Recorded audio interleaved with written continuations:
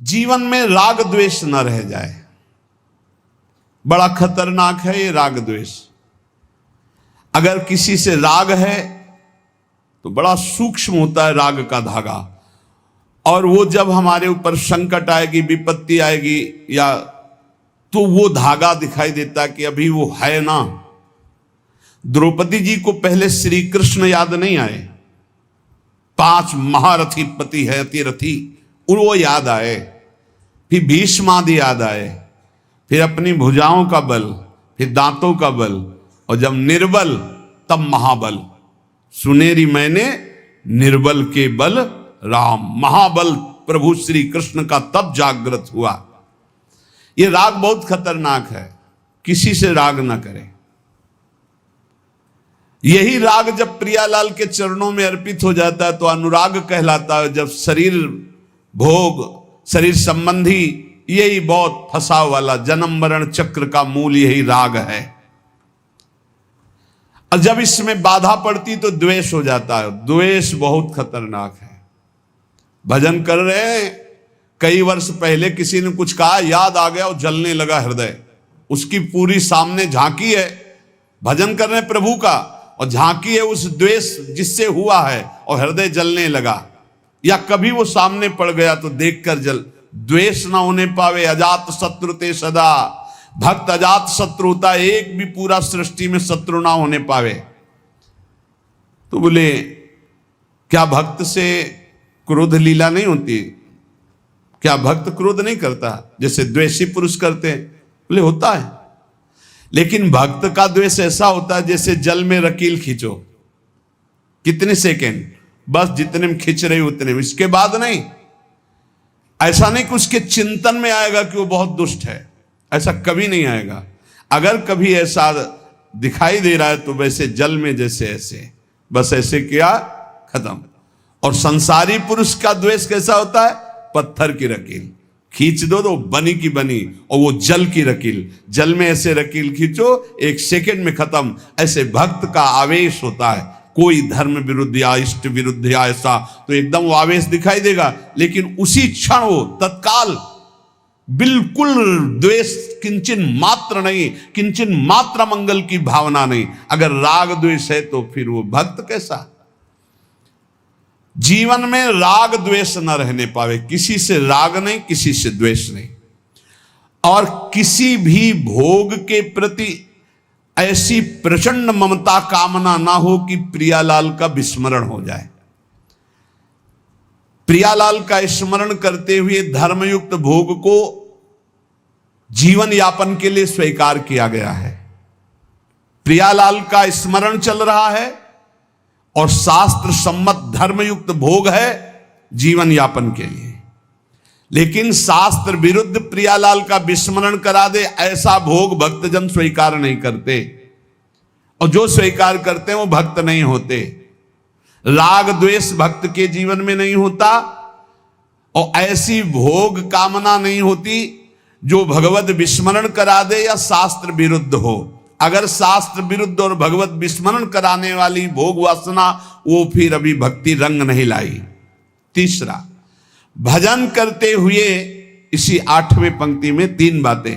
पहला राग द्वेष, दूसरा भोग ममता कामना का जो विषय है वो इष्ट चिंतन और धर्म शास्त्र सम्मत। तीसरा, मद अभिमान नहीं आना चाहिए। भक्ति में भी अभिमान जागृत हो जाता है, सामने वाला ऐसा है, सामने वाला ऐसा है। जहां परदोष दर्शन होने लगे वहां जान लेना अभिमान आ गया है। बिना गुणाभिमान हुए दूसरे में दोष दर्शन नहीं हो सकता।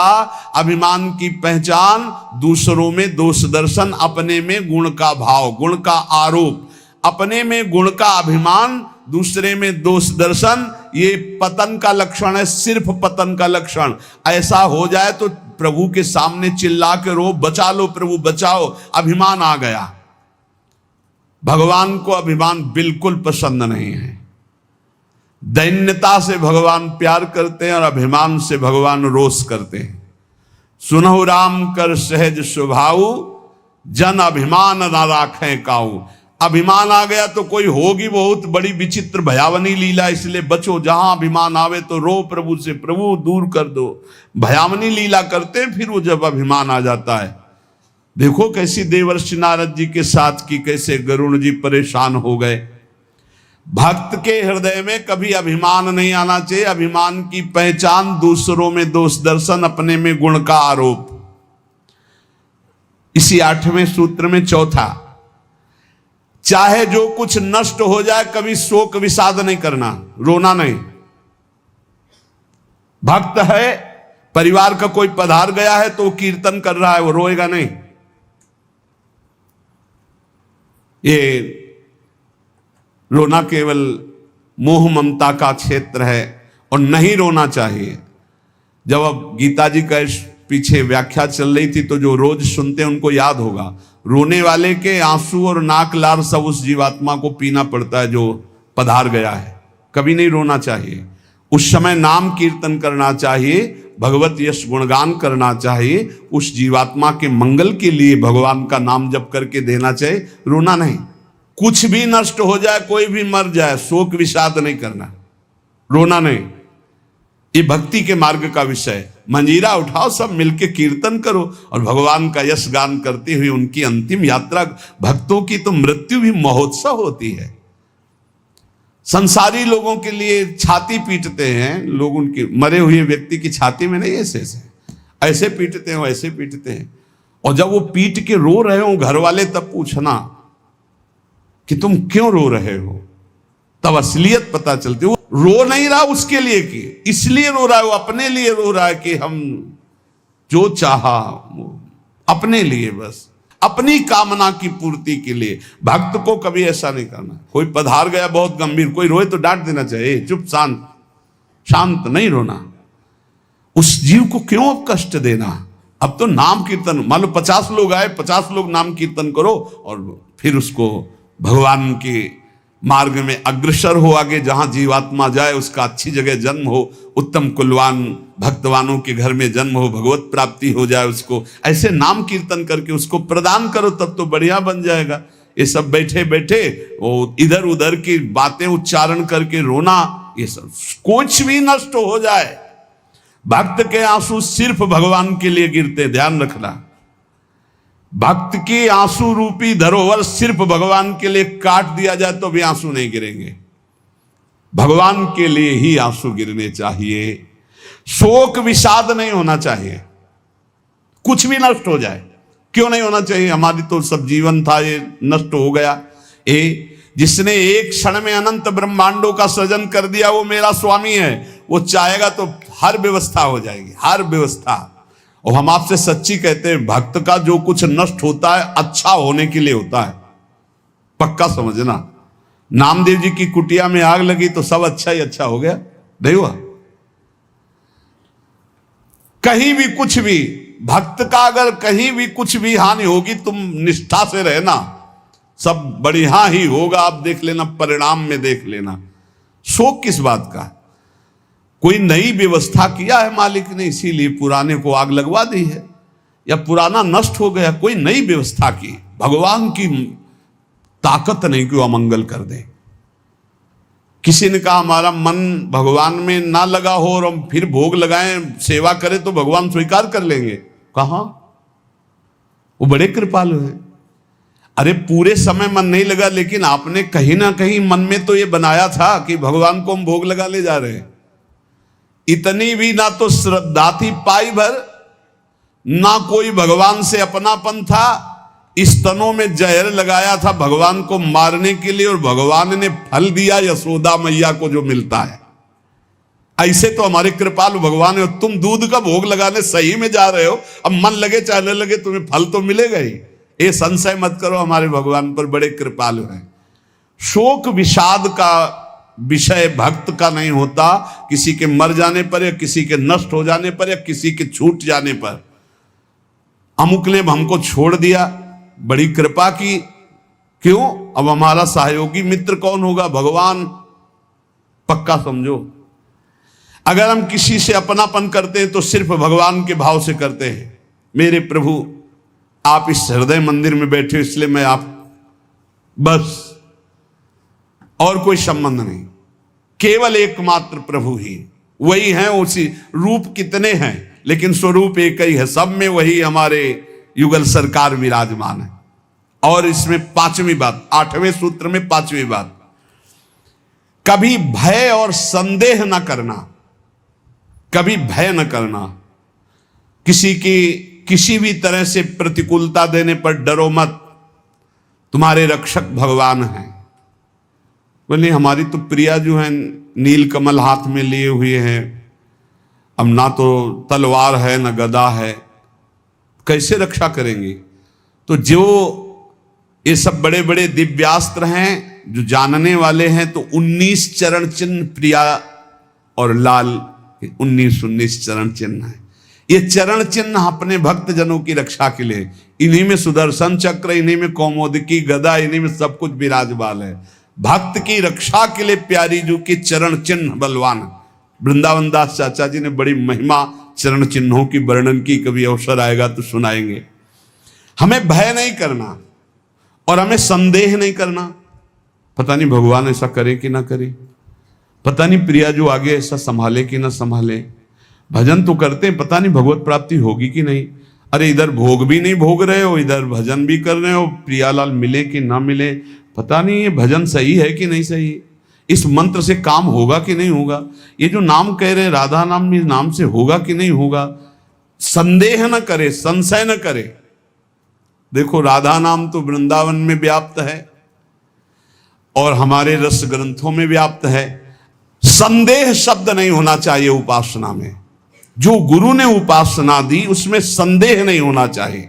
और पांचवा, इस 8वें सूत्र में पांचवा, असूया, दूसरों के गुणों में दोष देखना, चुगली करना और ईर्ष्या, इनसे बहुत दूर रहना चाहिए उपासक को। ईर्ष्या बहुत बुरी है। कंचन तजना सहज है, सहज तिया का नेह, मान बड़ाई ईर्ष्या दुर्लभ तजनाए। ईर्ष्या बहुत बुरी है, मतलब ये जलाती रहती है हृदय में, ये बहुत बड़ी आग है। एक जिससे ईर्ष्या उसको प्रणाम करो, उससे नष्ट हो जाएगी। इसके नष्ट करने का उपाय एक ही है, जिससे ईर्ष्या उसको बार बार प्रणाम करो, बार बार। और वो तुम्हें कितना भी कड़ुआ बोले, तुम बुरा मत मानना, तो तुम्हारी ईर्ष्या नष्ट हो जाएगी। नहीं, ईर्ष्या बेमतलब जलाती रहती है। और किसी के गुणों में दोष ना देखे, किसी की चुगली ना करे।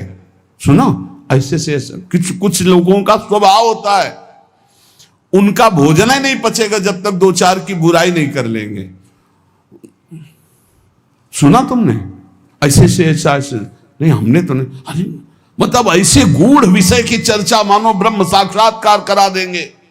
ऐसे लोगों से बचना चाहिए जो दूसरों की निंदा चुगली करते हैं। निंदा चुगली करने वालों को ऐसा लगता है जैसे चक्रवर्ती सम्राट पद में बैठाल दिए जाएंगे, जब 2-4 उनको मिल जाए सुनने वाले। फिर जैसे कोई भगवत प्रेमी महात्मा खूब सरस भगवान की चर्चा करे, ऐसे ये द्वेषी जन होते हैं। ये निंदा बहुत संभाल संभाल करके, कहीं भी चूक ना होने पावे, पूरी निंदा। तो ऐसे लोगों से बचे। चुगली करना, दूसरे के गुणों में दोष देखना और ईर्ष्या करना। भगवदानंद का जो तारतम्य वर्णन करते हैं शास्त्र हमारे, पहली बात तो ये कहते हैं कि कोई भी कुछ भी करता है तो अपने सुख के लिए करता है। हमें सुख प्राप्त हो इसलिए, वो किसी और के लिए नहीं करता। नावा अरे पत्यु कामाय पति प्रियो भवति, आत्मनस्तु कामाय पति प्रियो भवति। नावा अरे जायायै कामाय जाया प्रिया भवति, आत्मनस्तु कामाय जाया प्रिया भवति। उपनिषद अर्थात वेद ऐसा कहते हैं, यहां परस्पर जो प्रीति है वो अपने सुख के लिए है, कोई किसी के सुख के लिए प्यार नहीं करता। जैसे नावा अरे पत्यु कामाय पति प्रियो भवति, अगर पत्नी पति से प्रीति करती है तो अपने सुख के प्रयोजन से करती है। पति के सुख का लक्ष्य नहीं होता। नावा अरे पत्यु कामाय पति प्रियो भवति, वो पति को प्यार करती है तो अपने सुख के लिए करती है। ऐसे ही आत्मनस्तु कामाय पति प्रियो भवति, यदि पति पत्नी से प्यार करता है तो वो अपने सुख के लिए करता है। जहां अपने सुख में बाधा हुई वहां कोई प्यार दिखाई नहीं देगा। अपने सुख के लिए ही सब जीव प्यार करते हैं, सब क्रियाएं करते हैं, सब विचर रहे हैं केवल अपने सुख के लिए। नावा अरे जायाई कामाय जाया प्रिया भवति, आत्मनस्तु कामाय जाया प्रिया भवति। इसी तरह से जो पुत्र वित्त जो भी सुख है वो अपने सुख के लिए है। हमें सुख मिलता है इसलिए हमें पुत्र प्रिय है, पुत्री प्रिय है, धन प्रिय है, मकान प्रिय है, हमें सुख मिलता है। जिस दिन हमें सुख मिलना बंद हो गया हमारा प्यार कहीं नहीं रह जाएगा। अब ये सुख का तारतम्य देखना है कि वास्तविक क्या इनमें सुख है।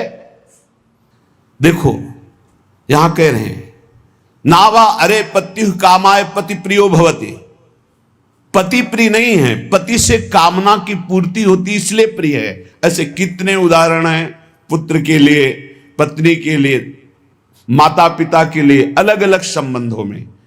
हमारा शास्त्र कहता है हम केवल सुख से प्यार करते हैं, सुख से, अपने सुख से। अगर हमको दुख का संबंध दिखाई देने लगे तो सब संबंध छोड़ दें। और सुख है नहीं, केवल सुख की छाया में फंसा करके ये माया हमें बांधे हुए है। जिसे तुम सुख समझते हो ये सुख नहीं, सुख की छाया है, समझ पड़ती नहीं, ये गिरधर की माया है। जैसे किसी व्यक्ति की छाया को पकड़ने चलो कभी पकड़ में नहीं आएगा क्योंकि वो व्यक्ति की छाया है। तो ये सुख की छाया सी दिखाई देती मृत्यु लोक में या ब्रह्मा के द्वारा रचे हुए अन्य लोकों में। सुख तो सुख सिंधु भगवान के नाम रूप लीला धाम में है। इस सुख का तारतम्य वर्णन करते हुए कहते हैं कि सबसे बड़ा सुख जो आनंद सिंधु सुख राशि, सीकर तय त्रैलोक सुपासी। सीकर कहते हैं एक बूंद जैसे ऐसे मारो उसमें जो छोटे कण निकलते हैं उसे सीकर कहते हैं। आनंद समुद्र भगवान के एक बिंदु के, एक सीकर के सुख से पूरा त्रिभुवन सुपास, पूरा त्रिभुवन सुखी हो रहा है। जो सुख का आभास भी मिल रहा है वो सच्चिदानंद भगवान है, इसलिए सुख का आभास मिल रहा है। शास्त्र कहता है यदि आनंद की प्राप्ति करनी तो आनंदो ब्रह्मेति व्यजानात् आनंदाद्धेव खल्विमानि भूतानि जायन्ते आनंदेन जातानि जीवन्ति आनंदम प्रयन्त्यभि संविशन्ति। वेद कहता है आनंद से ही हमारी उत्पत्ति हुई है। हम आनंद सिंधु भगवान के अंश हैं, इसलिए सहज सुख राशि, चेतन अमल सहज सुख राशि। आनंद ब्रह्म है, उसी आनंद ब्रह्म से हमारी उत्पत्ति हुई, अर्थात हम उसके अंश हैं। हमारा स्वरूप भी आनंद स्वरूप ही है और आनंद की ही हम खोज कर रहे हैं। आनंद के लिए ही हम कर्म कर रहे हैं, आनंद के लिए ही हमारा जीवन है। पर हम आनंद में प्रविष्ट होना नहीं जाने कि आनंद है कौन सा। हम समझते हैं शरीर में आनंद है, पुरुष शरीर में, स्त्री शरीर में, अमुक धन में, अमुक भोग में, अमुक क्रिया में। आज तक किसी को आनंद नहीं, ग्लानि और पश्चाताप प्राप्त हुआ। आनंदम ब्रह्मणो विद्वान न बिभेति कुतश्चन आनंदो ब्रह्मेति वजानात्। जो परमात्मा है, योगी जन जिसे परमात्मा कहते, ज्ञानी जन जिसे ब्रह्म कहते हैं, भक्त जन जिन्हें भगवान कहते हैं, प्रेमी जन जिन्हें लाडले कहते हैं, वो आनंद स्वरूप हैं, वो सुख समुद्र हैं। भयग्रस्त प्राणी जब तक इनकी शरण में नहीं आएगा तब तक कुछ भी कर ले वो आनंद को प्राप्त नहीं हो सकता। हमारा सब जगने से लेकर सोने तक और बाल्यावस्था से लेकर के वृद्धावस्था तक और जन्मने से लेकर मरने तक एक ही चेष्टा है कि मुझे आनंद मिल जाए, क्योंकि हम आनंद के अंश है, आनंद की खोज कर रहे हैं। यदि तत् सुकृतम रसो वैशः रसम हृवायम लब्ध्वानंदी भवतु। वो परमात्मा स्वयं रूप तत्व रूप है, पूर्ण रस स्वरूप है, और जो इस रस स्वरूप परमात्मा को जान लेता है वो ब्रह्मानंद में डूब जाता है, वो आनंदमय हो जाता है। हम आनंद की खोज कर रहे हैं भोगों में, वो वेद शास्त्र पुराण ऋषि मुनि क्या कह रहे हैं कि आनंद स्वरूप परमात्मा है, और जो उस परमात्मा रस स्वरूप परमात्मा का अनुभव कर लेता है, जान लेता है, वही आनंद को प्राप्त होता है। देखो, आनंद का तारतम्य बतलाते हुए श्रुति कहती है, इस मृत्यु लोक में युवावस्था हो, जवान शरीर हो, श्रेष्ठ आचरण हो, वैदिक सिद्धांतों को जानने वाला हो, अपनी इंद्रियों के शासन में कुशल हो, सफल कर्मण्यता हो, शरीर में कोई रोग न हो, बड़ा सुंदर हो, बलवान हो, खूब सुदृढ़ शरीर हो, धन संपत्ति हो, मनमानी भोगानंद प्राप्त करने के लिए सुंदर हर वस्तु उसके पास हो, सुंदर स्त्री, वैभव, हर सब कुछ। इसे कहते हैं एक मानुषानंद, मृत्यु लोक का। सुनते जाना, इसे कहते हैं मानुषानंद। और जब कोई उत्तम कर्म करता है, शुभ कर्म करता है, तो उत्तम कर्म करके वो गंधर्व योनि को प्राप्त होता है, उसको मनुष्य गंधर्व कहते हैं। इस मनुष्य गंधर्व को मानुषानंद से 100 गुना बढ़कर आनंद प्राप्त होता है। मानुषानंद समझा? वैदिक सिद्धांत को जानने वाला, युवावस्था, सुंदर शरीर, रोग रहित और अपार धन संपत्ति, सुंदरियां, सब सुख मृत्यु लोक का। कोई सुख ऐसा नहीं कि इसके पास ना हो, उसे कहते हैं मानुषानंद। उस मानुषानंद से उत्तम कर्म करके जो गंधर्व योनि को प्राप्त हुआ, उसे मनुष्य गंधर्व कहते हैं। उस मानुष गंधर्व को मानुषानंद से 100 गुना बढ़कर सुख मिलता है, मानुष गंधर्व को। और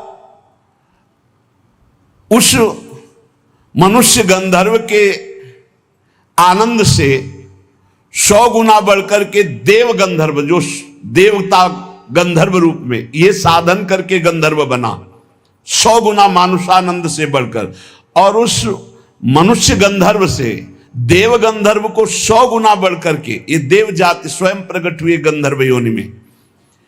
इस आनंद का 100 गुना आनंद बढ़ करके पितृलोक में जो वास करते हैं, पितरों को, उनसे 100 गुना आनंद जो स्मृति शास्त्रोक्त कर्मों का आचरण करके, यज्ञ आदि करके उसके फलस्वरूप देवता बने, उन्हें अजानज देवता कहते हैं।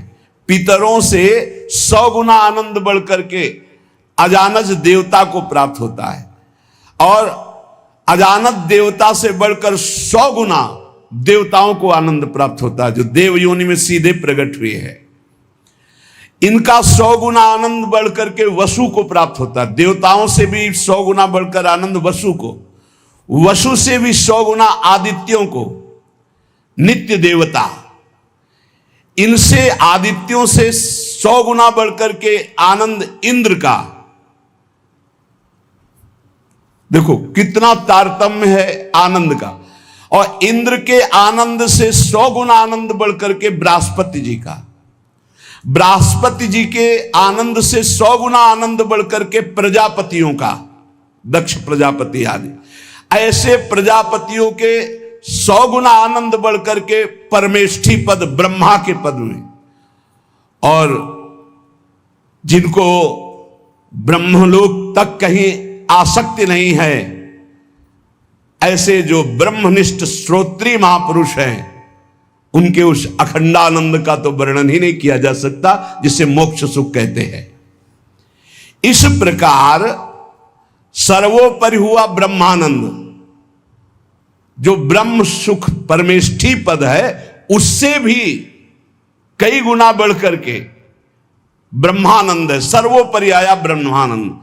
अब कह रहे हैं, ध्यान से सुनना, ब्रह्मानंदो भवेद देशो चेत परार्ध गुणी कृतः नैति भक्त सुखाम बोधई परमाणु तुलामपि।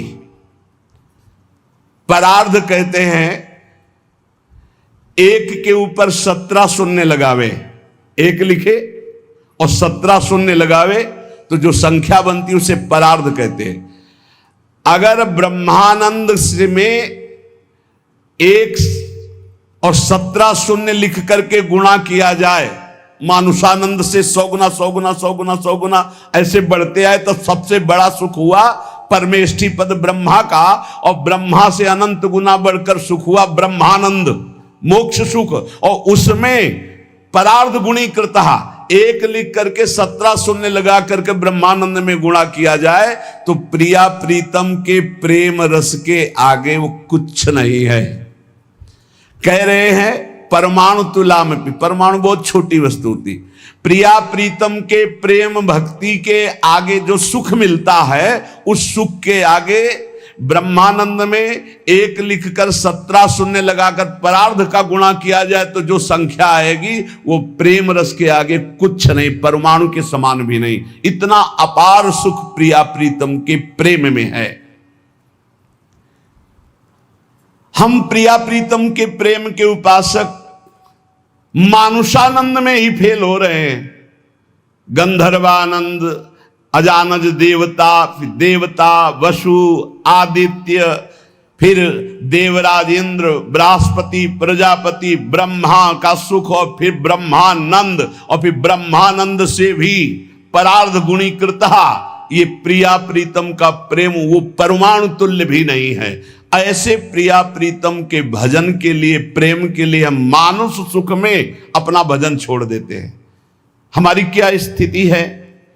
इसलिए उपासक को चाहिए कि अखिल विकार शून्या नित्यानंदमयी, भोग त्याग समर्पितात्मा, अचिंत्यानंद दिव्य परमानंद स्वरूपा प्रीति पराकाष्ठा, स्वसुखानुसंधान कल्पना लेस शून्या,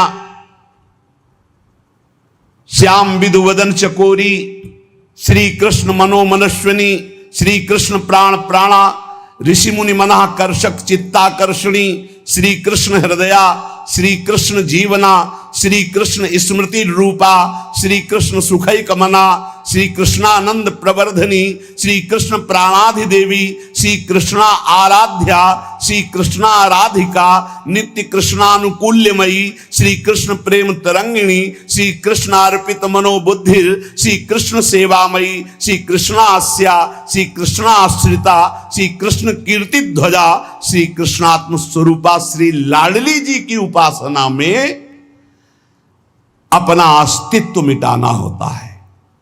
जिसे ब्रह्मानंद की भी चाह का त्याग हो जाता है वो प्रिया प्रेम को प्राप्त होता है। इसलिए उपासक को चाहिए कि पहले अपना लक्ष्य दृढ़ करे। जीवन का चरम और परम लक्ष्य एकमात्र भगवत प्रेम, भगवान की प्राप्ति। ध्यान दीजिए, प्रियालाल की उपासना में सबसे पहले उपासक को दृढ़ निश्चय करना है, आशा बंधा, दृढ़ आशा, इसी जन्म में मुझे प्रियालाल का प्रेम प्राप्त होगा, इसी जन्म में हम प्रियालाल को प्राप्त होंगे, पक्का।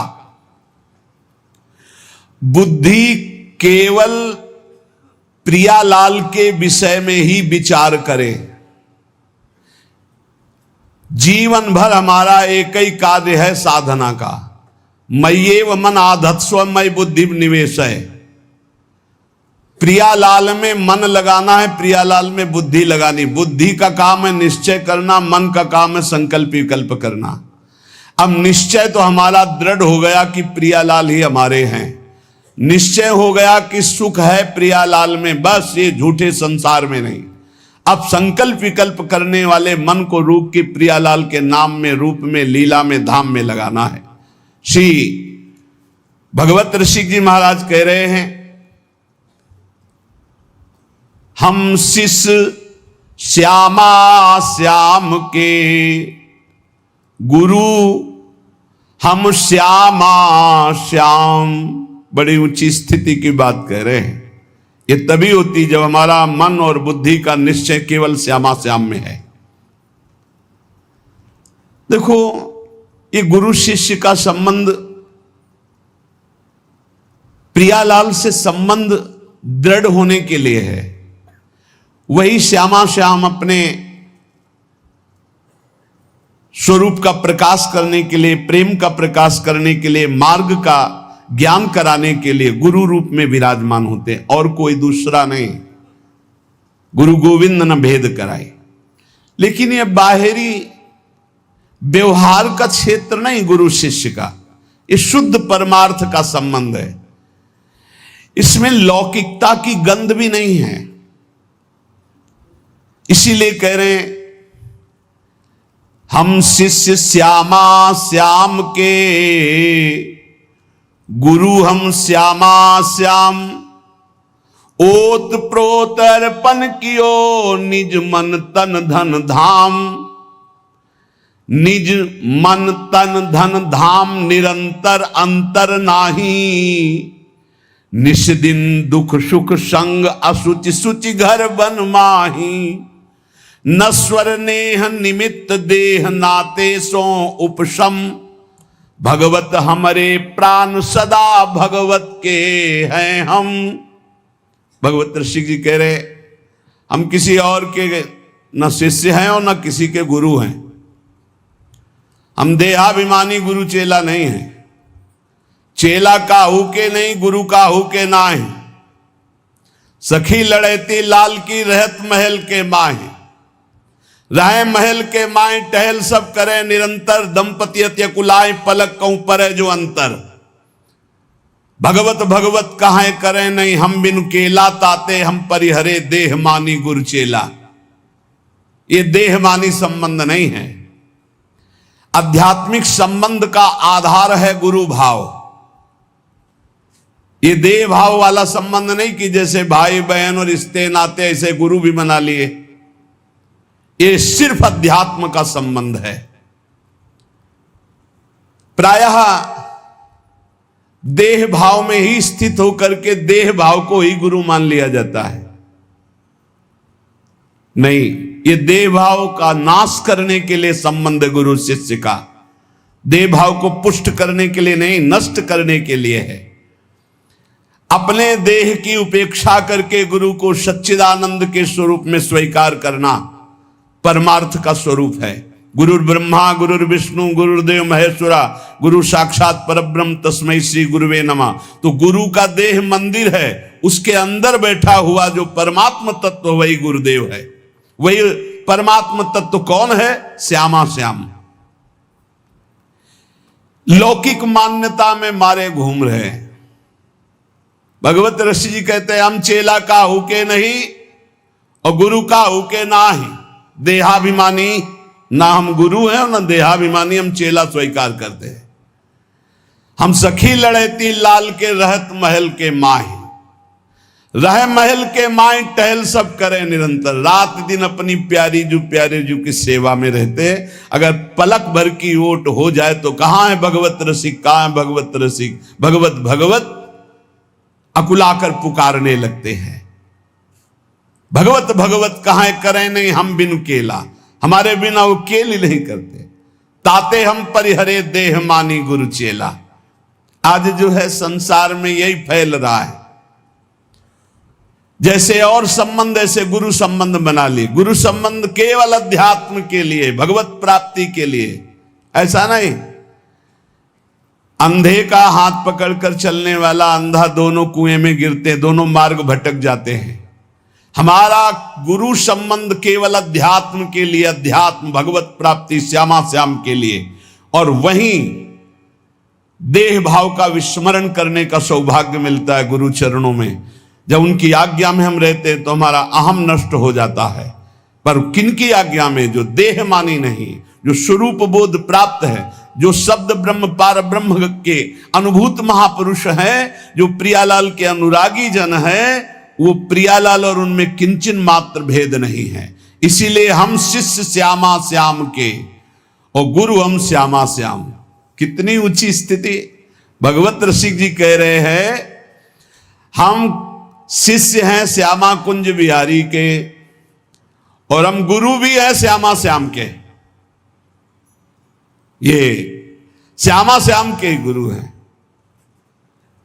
इसको अगर हम व्यवहार धारा में देखते हैं तो जब चिद चिद लक्षणम सर्वम राधा कृष्णमयम जगत, तो अगर कोई सामने शिष्य भाव से बैठा है तो प्रभु ही तो है और कोई दूसरा थोड़ी है।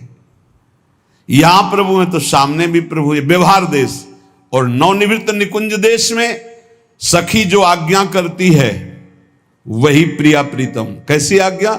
सखियन के उर ऐसी आई, उनके हृदय में आई कि चलो ब्याह विनोद रचे सुख, तो ब्याह के लिए तैयार हो गई हो। चलो हिंडोला पड़ा हुआ है, सरकार पधारो, झूलो झूलने। जैसा सखी आदेश करती वैसे प्रिया प्रीतम की जैसी रुचि वैसे सखी की इच्छा।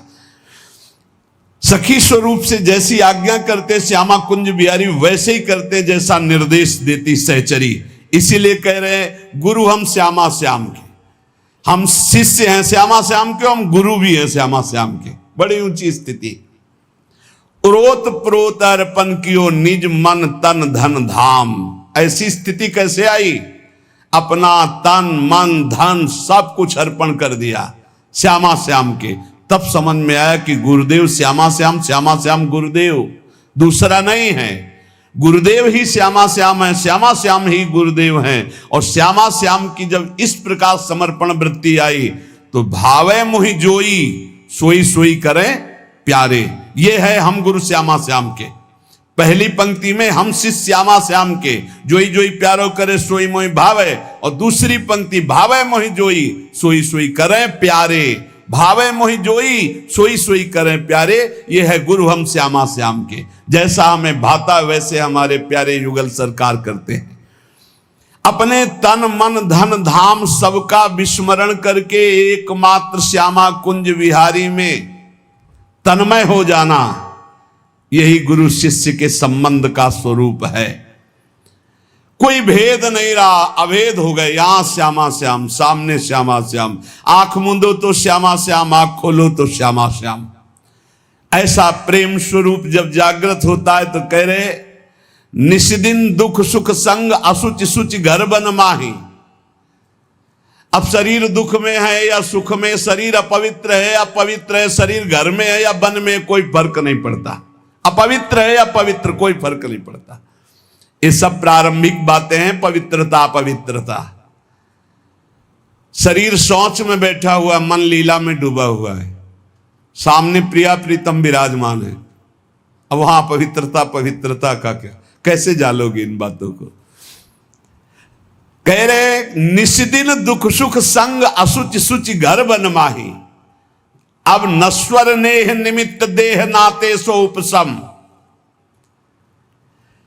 ये नश्वर आसक्ति का कारण जो शरीर धर्म है, शरीर संबंध है, शरीर भोग है, इनका जो पूर्ण रूप से त्याग कर देता है वही इस स्थिति को प्राप्त होता है। अब हमारे श्यामा कुंज बिहारी प्राण धन सर्वस्व है, सर्वस्व है। वही हमारे शिष्य हैं, वही हमारे गुरु हैं, वही हमारे जीवन है, वही हमारे प्राण हैं।